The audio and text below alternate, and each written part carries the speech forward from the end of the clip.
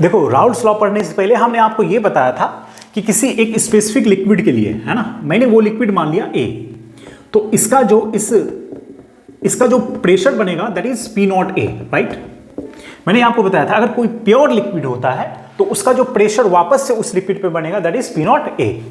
और उसी तरीके से अगर कोई और कंटेनर है जिसमें सपोज क्या हमने कि आपके बी लिक्विड है, इसका जो वापस से इस पे प्रेशर बनेगा that is P naught B, right.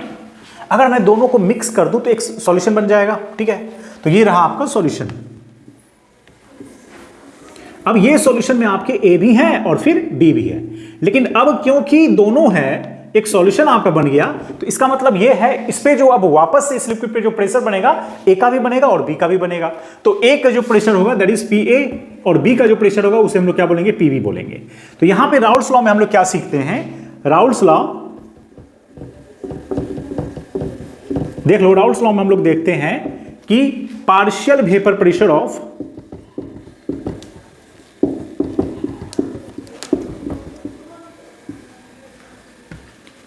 each component, partial vapor pressure of each component in solution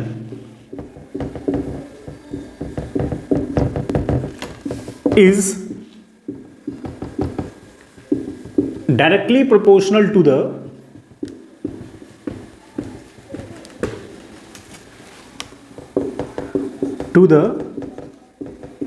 mole fraction of that component,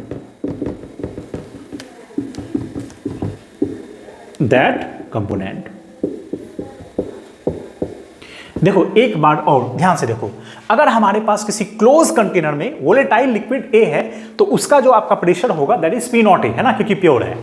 अगर बी है तो वो क्या हो जाएगा, पी नॉट बी हो जाएगा। अगर मैं इसका सॉल्यूशन बना लूं तो अब क्योंकि प्योर तो रहा नहीं तो सॉल्यूशन हो गया, अब दोनों का प्रेशर को हम लोग क्या बोलेंगे, P A as well as P B बोलेंगे, है ना। और इसे हम लोग क्या बोलते हैं, पार्शियल वेपर प्रेशर बोलते हैं, है ना। ये मैंने आपको बताया था ऑफ ए। उसी तरीके से ये क्या हो जाएगा,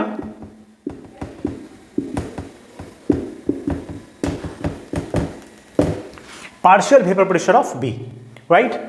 तो यहां पे ये राउल्स लॉ में ये कह रहा है कि देखो partial vapour pressure of each component, ये क्लोज कंटेनर है, दोनों का जो पार्शियल वेपर प्रेशर होगा उसके डायरेक्टली प्रोपोर्शनल किसका होगा, मोल फ्रैक्शन ऑफ दैट कंपोनेंट। अगर मैं ए की बात करूं तो इसका जो पार्शियल वेपर प्रेशर होगा वो directly proportional mole fraction of A हो जाएगा, राइट। और बी का क्या हो जाएगा बोलो, डायरेक्टली प्रोपोर्शनल का बी हो जाएगा, राइट।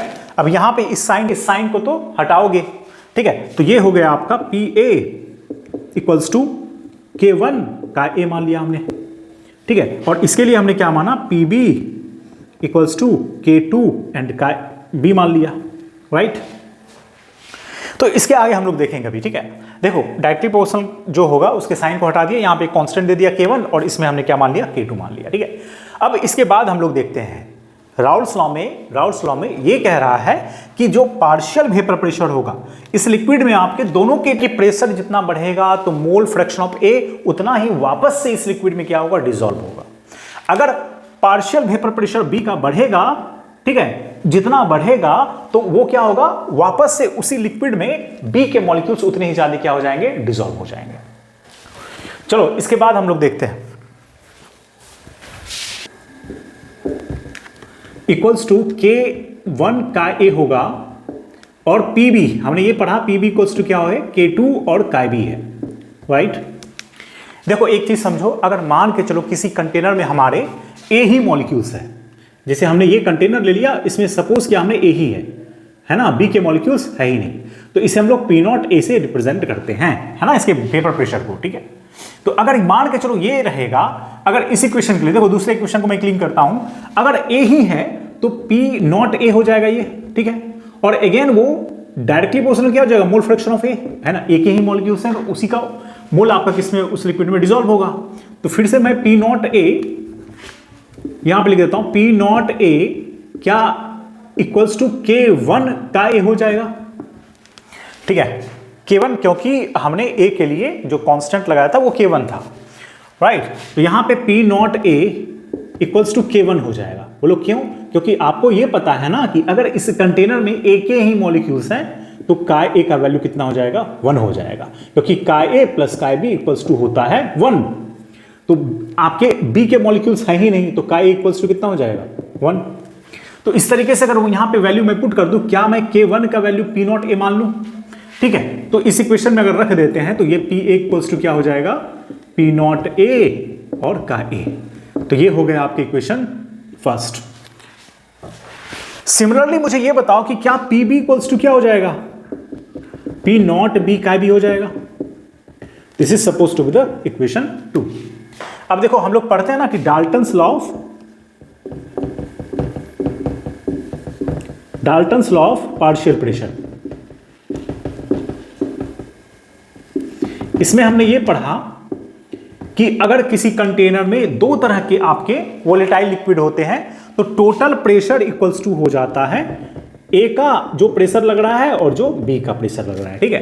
तो क्या मैं पी टी इक्वल्स टू यहां पे लिख दूं, पी ए इक्वल्स टू क्या, पी नॉट ए का ए, और यहां पे पी बी की जगह पे क्या लिखूं, पी नॉट बी का बी, ठीक है। तो ये हो गया आपकी इक्वेशन किसके, राउल्स लॉ का, ठीक है ना। ये इक्वेशन क्या है आपका, राउल्स लॉ का है, बनता है। अब एक चीज देखो यहां पे हमें तो ये पता है ना कि का ए प्लस का बी इक्वल्स टू 1 होता है। अगर मैं यहां पे का ए इक्वल्स टू निकालूं तो क्या हो जाएगा, 1 माइनस का बी। उसी तरह से अगर मैं का बी निकालूं तो ये क्या हो जाएगा, 1 माइनस का ए, राइट। तो अब ये बताओ कि इस इक्वेशन में पी टी का वैल्यू अगर मैं यहां से निकाल दूं, पी नॉट ए, का ए के जगह पे हमने रख लिया इस बार 1 माइनस का B plus P naught B, और यहां पर रख दिया का बी, ठीक है। तो ये इक्वेशन आपकी क्या बनेंगे बोलो, P naught A minus P naught A का B plus P naught B का बी, राइट। तो ये पी टी का वैल्यू हो गया। अगेन यहां पे एक चीज देखो, इस दोनों इक्वेशन में हमारी का बी और का बी है, तो पी नॉट ए को मैं रहने देता हूं और यहां से का बी कॉमन ले लेते हैं, है ना। तो ये हो जाएगा आपका P naught A minus P naught B, ठीक है। ये आपके इक्वेशन बन गए। तो का बी हमने यहां से कॉमन ले लिया है। तो अगर हमारे पास, अगर सोचने वाली बात है ना, अगर हमारे पास मोल फ्रैक्शन ऑफ ए नहीं रहेगा तो बी के रिस्पेक्ट में आप निकाल सकते हो, ठीक है। उसी तरीके से वहां पे ये आपका फर्स्ट इक्वेशन, इसे याद रखो, ये हो गया, मान के चलो ये 1 2 था ना, इसे हमने थर्ड माना, इसे आपको याद रखना है।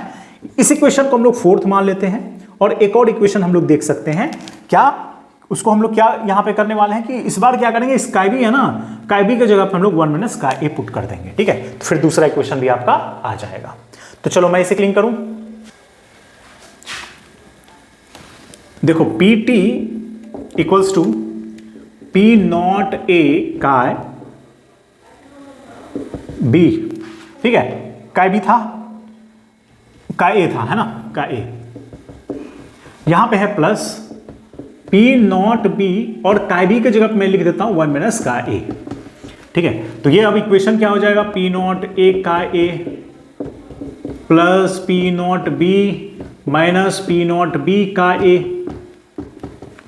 तो अब यहां से हम लोग यहां से पी टी इक्वल्स टू क्या निकालेंगे, देखो इस दोनों में ही आपके का ए है, तो पी नॉट बी को मैं सेपरेट कर दूं और यहां से प्लस का ए को कॉमन ले लेता हूं, है ना। तो we get like P naught A minus P naught B, ठीक है। तो ये आपका हो गया कौन सा, 4 नंबर था, ये आपका 5th इक्वेशन हो गया, राइट। तो ये है आपका राउल्स लॉ के 5th इक्वेशन। तो ये इक्वेशन आपको याद रखना है ना, इसके थ्रू हम लोग क्या बनाते हैं, न्यूमेरिकल्स बनाते हैं, ठीक है। आओ थोड़ा सा ना और डिटेल्स में हम लोग इसके ग्राफ को समझते हैं, है ना, ग्राफ को समझते हैं। देखो ये जो मैंने आपको इक्वेशन बताया, देखो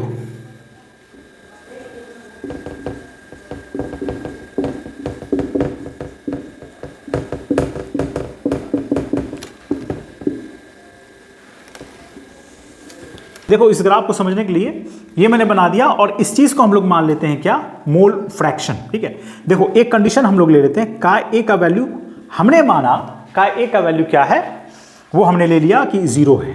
तो 0 है तो ये वैल्यू बढ़ते बढ़ते एक समय आएगा तो का इक्वल्स टू कितना हो जाएगा, 1 हो जाएगा, राइट। और यहां पे अगर का इक्वल्स टू 0 है तो इसका मतलब जो मोल फ्रैक्शन अभी है वो आपका 1 होगा। भाई दोनों को सम करोगे तो 1 होगा, है ना। अब अच्छा, एक समय आएगा जब इस समय यहां पे पहुंचेंगे तो वो का बी इक्वल टू कितना हो जाएगा आपका 0। ये का बी 1 और यहां पे का बी 0 हो गया, राइट। अब सुनो, हमारा जो पहला इक्वेशन था वो था P A equals to P naught A का ए, ठीक है, का ए, ठीक है। अगर ए इक्वल्स टू 0 है तो प्रेशर किसका बनेगा ये बताओ। भाई ए है ही नहीं तो जो भी प्रेशर बनेगा वो किसका बनेगा, बी का बनेगा। तो यहां पे हम लोग मान लेते हैं कि यहां पे पी बी का प्रेशर है। किसका प्रेशर है, पी बी का प्रेशर है ना। ये हो गया आपका प्रेशर। देखो दोनों ही इक्वेशन को हम लोग यहां पे साथ बना रहे हैं ना, जो एनसीईआरटी में दिया हुआ है। ये है आपका क्या, प्रेशर, राइट, ठीक है। तो अगर पी बी हमने ये माना तो ऑब्वियस सी बात है इसका जो ग्राफ होगा कि ए के मॉलिक्यूल्स बढ़ते जाएंगे तो बी का जो प्रेशर होगा वो आपका घटते जाएगा, है ना। और एक समय ऐसा आएगा जहां पे एक ही आपके मोल फ्रैक्शन मतलब एक ही मॉलिक्यूल्स रहेंगे, बी है ही नहीं, तो बी का प्रेशर क्या हो जाएगा, 0 हो जाएगा। देखो इसको समझेंगे अच्छे से, ठीक है ना, तो ध्यान से देखना है। अब सुनो, इस कंडीशन में हमारा प्रेशर किसका ज्यादा था, बी का था।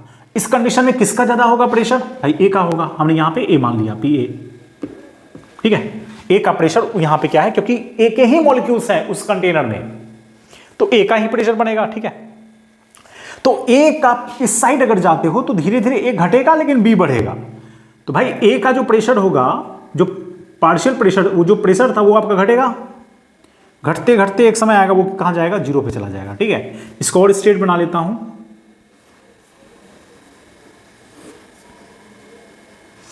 ये रहा आपका, तो ये जो आपका ग्राफ है दैट इज पीबी और वो क्या है आपका पी ए है।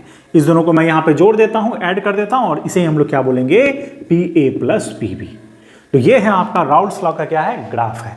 अब मुझे ये बताओ, ये जो इक्वेशन होगा ये आपका क्या हो जाएगा, पीबी है तो इसे पीबी मान लो। ये क्या हो जाएगा आपका ए है तो इसे ए मान लो, पी ए मान लेते हैं, ठीक है। तो इस तरीके से हम लोग ये पी ए और ये पी बी और ये क्या हो जाएगा आपका पी टी हो गया, है ना, जो टोटल प्रेशर है। तो ये ग्राफ बहुत ही महत्वपूर्ण है, तो इसे आपको समझना ही होता है। तो this one is very very important. देखो राउल्स लॉ हमने कंप्लीट कर लिया। राउल्स लॉ कंप्लीट करने के बाद हम लोग देखेंगे इससे रिलेटेड न्यूमेरिकल्स।